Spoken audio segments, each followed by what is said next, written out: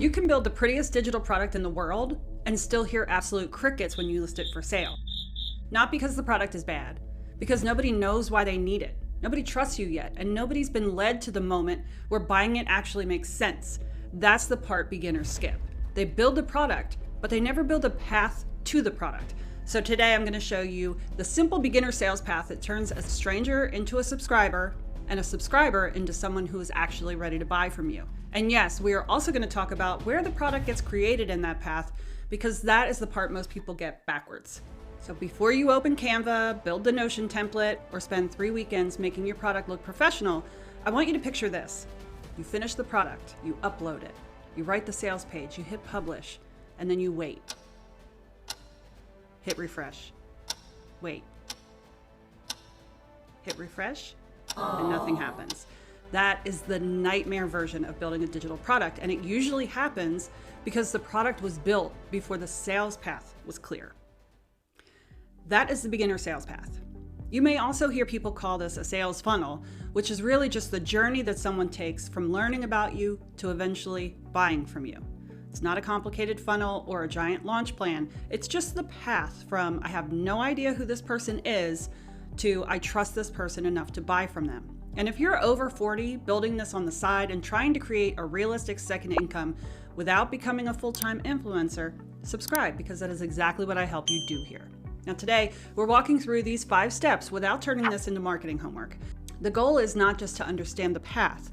The goal is to stop building random files and start building something people are actually already searching for.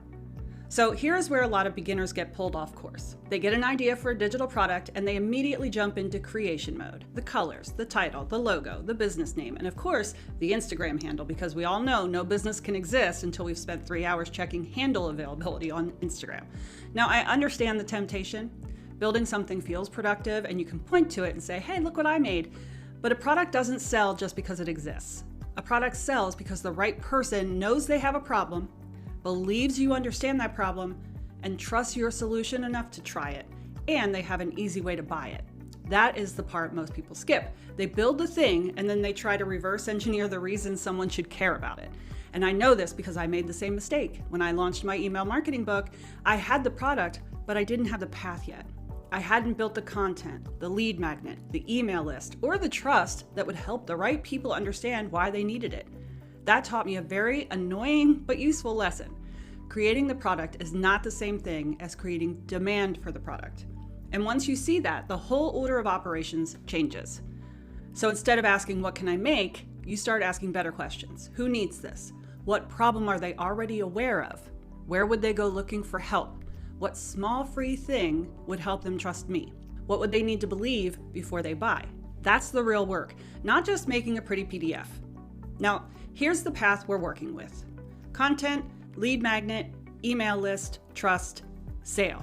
The sales last, but that does not mean you wait forever to sell. It means you stop treating the sale like a surprise party you hope someone shows up for.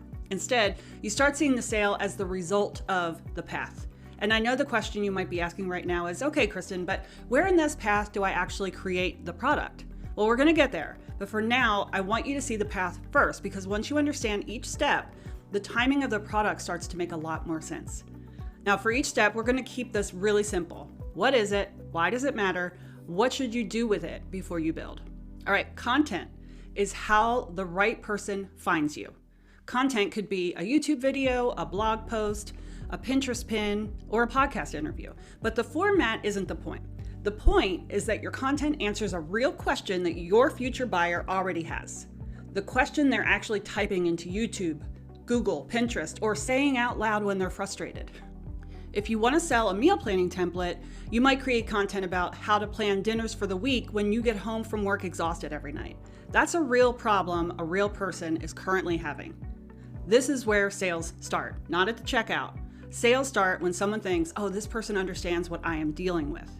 And content does something else that most beginners miss. It doesn't just help your audience find you, it helps you understand them. So once you start putting content out, people start telling you things. They ask questions in the comments. They ask if your advice would work for their specific situation. They reveal the exact words that they use to describe the problem. That's not just engagement, that is product research that you didn't have to beg people for. Now, before you build a product, create content around the problem your product might solve. Then pay attention. What do people ask? What do they repeat back to you? Where do they still seem stuck? What do they misunderstand? And what do they want more help with? Because those clues can help you decide what your paid product should include and, just as importantly, what it should leave out. This is one of the biggest reasons I like starting with content, because you're not just trying to get attention, you're listening. And if you're using search-based content like YouTube or Google, even better, because people are often finding you while they're already looking for help. A lead magnet is a small, helpful, free resource that someone gets in exchange for giving you their email address. Now, that could be a checklist, a short guide, a worksheet, a planner, a template. The key word here is small. Your lead magnet turns a casual viewer into someone who raises their hand and says, yes, this problem matters to me. That's different from a like or a comment. That is someone taking a small action toward the problem that your product may eventually solve. So think of it like a free sample. It's enough for someone to think, oh, that helped, I want more of that. Your lead magnet works the same way. It should solve a small, specific problem that connects naturally to your paid product. Now, before you build a paid product, ask yourself, what is the small first win my audience needs before they would be ready for a bigger solution? And that small first win can become your lead magnet. And once someone downloads it, they're no longer just passing through. You now have a way to keep the conversation going. Which brings us to the part I think beginners underestimate the most. Your email list is where you keep the conversation going after someone downloads your lead magnet. It's your direct line to people who have already shown interest in the problem you help solve. Most people are not going to find you once and buy immediately. Some will, most will not, especially if you're new and they're still deciding whether or not they trust you. That's normal. This is why I do not want beginners relying on post and hope. If someone watches one video, likes it, and leaves, you may never reach that person again. But if they join your email list, you now have a way to keep helping them. You can send the free resource, explain how to use it, share a useful tip, tell a short story, point them to a related video, and eventually you can introduce your paid product. That doesn't mean you need to email people every day with a countdown timer and a panic button. It means staying connected in a useful, not annoying way. And this is where I will plant my flag a little bit. A lot of beginners think email is old-fashioned. After spending 17 of the last 30 years focused on email marketing, I know email still works because it gives you a direct line to people who have already said, yes, I want to hear more from you. You may have heard Russell Brunson say the money is in the list. That's because it's the most valuable asset for driving long-term revenue. You're not finding an algorithm every time you want to reach them. You're showing up in a place they invited you into. Before you build the product, think about what your subscriber would need to hear after downloading your free resource. What would help them use it? What belief do they need to shift? What question would they naturally ask next? Those answers can help you write your early emails, but they can also help you shape your paid product because your emails are building the bridge between the free help and the paid solution. And that bridge is where trust starts doing the heavy lifting for you. Trust is the reason someone believes your paid product might actually help them. It's not built from one post or one email or one pretty sales page. It's built through repeated helpfulness. Trust is the part everyone wants to skip over, but it's also the part that makes selling feel less icky. Trust is built when people see that you understand their problem, when your free content is actually helpful, when your emails do not make them feel tricked or pressured or talked down to. And it's built when your advice is consistent enough that people start to think, okay, this person really gets me. And the good news is you don't need a massive audience to build trust. You just need to put the right message in front of the right person consistently. That is very different.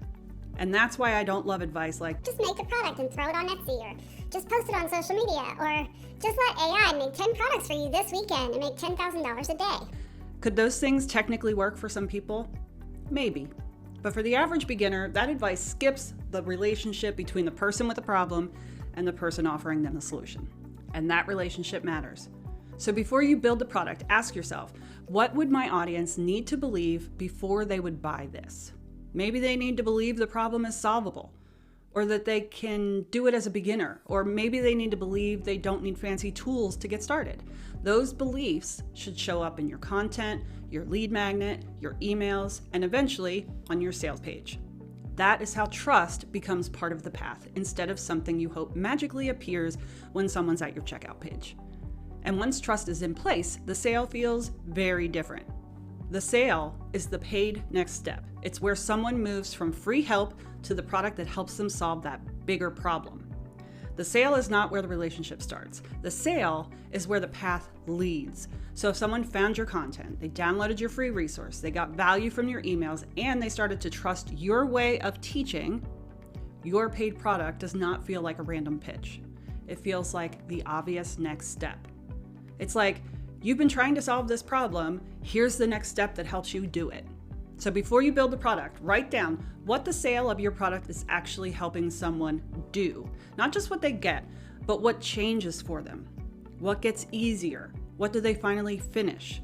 What do they stop overthinking?